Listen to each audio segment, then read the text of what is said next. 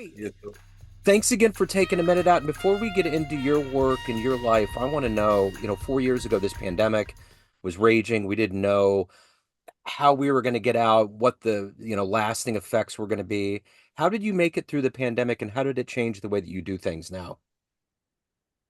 Um, we're not recording already. Oh, yeah, I come from jazz radio, so I dive in. You let me know when you're ready and we can do it. If you No, if you I'm want. good. I'm good. I just don't know if we're live or we're not.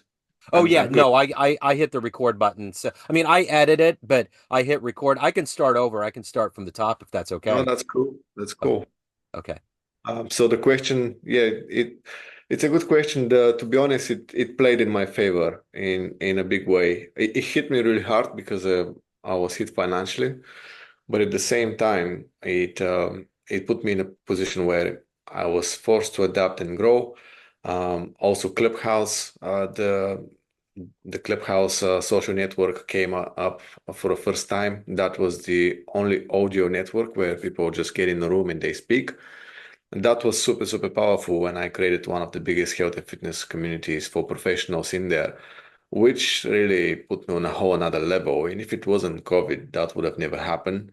And right now it's impossible. Nobody has this opportunity. So what happened to me then was a blessing. So I would say, yeah, I was one of the few who really benefited from COVID, to be honest, Yeah. in a way. But maybe I'm also focused on the positives because I lost so much money as well. I couldn't pay my rent and all this kind of stuff. But I don't focus on that, so Yeah. it was positive. So let's get to the heart and soul of what you do on a daily basis here in 2024.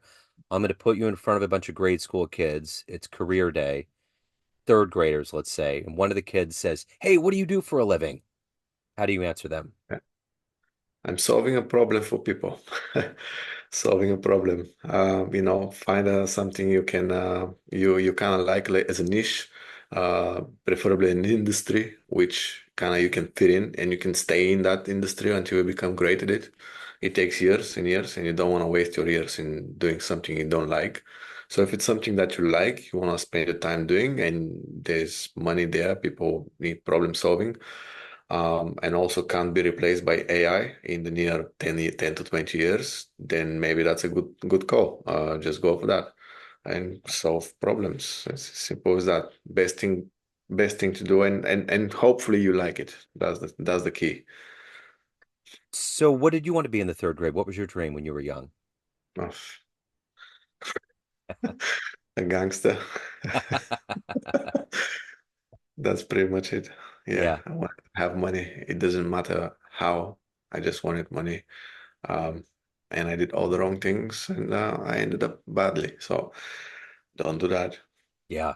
Well, Something you love. but talk to me about the early seeds that were planted into you that have grown into who you are today, to be an entrepreneur, to be health conscious, to help people get to a better place. How did that happen? Ah, to be an entrepreneur and to get to the point where I help people, these are two completely different things. So one happened like 15 years after the other. First, I wanted to be an entrepreneur for like since I was able to think. My brother used to run some things in the city. I've been influenced by rap music and gangster movies. I grew up in an area where that's all we talk about all day long. I was a bullied kid, never had anything at all. So I was below the average for sure. And and that inspired me to just want what I did not have. I wanted the women, I wanted the money, and I wanted to be somebody. So since then, I've been trying and trying. But then after, like, as I said, 15 years of lots of struggles and lots of failures, and I came to a lot of realizations where I just realized I'm I first of all, I don't want to be a bad guy, and second of all, I wasn't as good as I thought I am, and life starts hitting you right, left, and center, and you realize you're not so good enough. And then I just decided to dedicate my life to sports. The same advice that I gave, which was one of the best decisions I've made. Um, and eventually, just down that path, I realized the that I have to solve problems for people with my knowledge if I want to get paid. And then I focused on the main problem. Like they want to get in shape, they want to lose weight, but they also have a business, they have families, they have busy lives. And quickly, because of my own transformation, I realized if I just sell them nutrition plans and training plans, that won't work. So what do I need to do next? Maybe I need to keep them accountable. Maybe I also need to talk to them and motivate them and teach them how to think about it because there's a certain way you want to think about it. You don't want to mess it up. So naturally, I started visiting their houses, staying very close to them, talking with them a lot, communicating, because I actually want to genuinely help them solve the problem and reach their health and fitness goals. And just it appeared, and eventually, maybe like half a year into it, maybe even more, I realized this already exists, and it's called coaching. I didn't even know it's called coaching. You see, I didn't start doing this because of the money. I just saw the problem that needs to be solved. I started solving it, and apparently somebody was already doing it. They call it coaching, so here I am. So who's been a hero? Who's been an inspiration for you in your life? Ah, Jesus, that's the biggest one. Yeah. He saved me for sure. It was 2028 or so. Sorry, 2018. Yeah. Yeah. 2018. Yeah, that's been a big realization when I realized this God and who he is and how he saved me and turned my life around. So ever since I've been trying to be like him, and do the best I can. And I've been coming short all the time.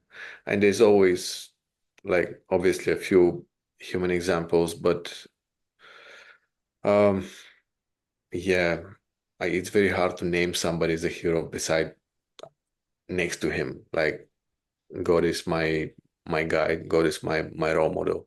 That's who I follow. Everybody else, they do possess traits. I like people who um, genuinely care and don't do it for the money and have overcome deep, serious shit and have been doing their thing for many years, and they stand out with the knowledge and their experience uh, and just because of who they are. So I do like people like that a lot, and I usually take inspiration. They could be anybody, and I see them daily. A lot Yeah. of my clients, in fact, a lot of my coaches, friends, and I get inspired by a lot of people, to be honest, yeah, but not Yeah. a single one. So what was the first good coaching experience you had where you felt like that was your calling? This is what you need to be doing. My first client, my first client, he came with me with a belly more of a globe like it was a sphere. And he had a triple bypass surgery, had bad diabetes, and just about taking to start taking insulin injections. So this guy wasn't going to live much longer. He was also probably in his 50s back then, mid 50s or so, or just about starting. And we turned his life around. He couldn't do anything. The first workout we started was with the resistance bands, one of the lightest ones, which are, I think, 5, 6 kilos resistance or something like that. And he was doing curls and he was getting tired with that. And I was like, holy shit, what we have here? He couldn't squat, he couldn't do anything, no cardio whatsoever. In 1 year, he lost so much weight, reversed his diabetes. He started running challenges, competitions like the Tough Mudder, or in the UK they have these challenges where they do a lot of steps or marathons, lots of walks, and just like that from a guy who was the topic of in their groups conversations when it comes to bad eating and bad habits and who is never gonna get fit again. He was that guy who was never gonna get fit again. Now they're all looking up to him, and he's the guy leading the show. This Dipesh is the fit guy. He just doesn't stop now. Yeah. And the second clan, and the third clan. To be honest, yeah, had a lot of successes, and a lot of it comes down to the fact that I actually care and I actually want to solve the problem, and I don't do it for the money. So what is it that gets you up every day to do this work? You have to give a lot of yourself to help your clients, but you also have to hold back to evolve as a human. What is that for you every Yeah. day? Well, it's It's very deep. It starts from my childhood, from the fact that I was almost forced to escape this country, where I'm right now, Bulgaria, because of the corruption and the mafia that was here. The opportunities that I had were close to zero. The example that was given to me was all the wrong one. Um, I feel a huge sense of responsibility of making it and changing things or being part of that big change. I want to change it for my parents because they deserve to see something better. I'm doing it for my future family. I want to, have uh, kids and grandkids, and I want to have a good life, and I don't want them to go through what I had to go through. If I That's one of my biggest fears, in fact, seeing my kids having to go through what I had to go through. That kept me going, trust me, in the worst times. So I was not going to quit because that would be the direct results. Me Yeah. having kids and then watching them go through the same. No thanks. So there's deep reasons, and I think everybody needs to find his deep reasons. They're absolutely so important if you wanna get on top of your life. Yeah, it's not easy, and you need to know why you're doing it. And my clients, the fact that I'm serving, that's more of a that's more of a blessing for me. I mean, I get to have my big purpose and serve people and help people along the way and change lives. And I'm doing it from home. I'm not sweating all day long. I'm not doing a heavy jobs. So this is not a chore for me. It's more of a thing that I love. So of everything that you've done and evolved into, what are you the proudest of? I'm a very humble guy, to be honest. When you ask me what I'm proud of, Yeah. it's very hard to answer. I don't feel very proud. Yeah. Let me ask you this. What's the best advice you've ever gotten? Oh, um, I I was the best advice I've ever gotten was to pray and see God. But besides that, was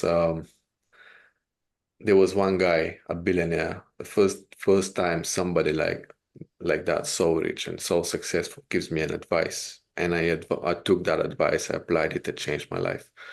I was nobody on social media, on Clubhouse. I was nobody in the industry. Just started like 1 2 years ago. I still didn't know shit. Um, and there was this guy who told me, you have to start your club. You have to start running your rooms. This is like the events online. And I was like, I'm nobody.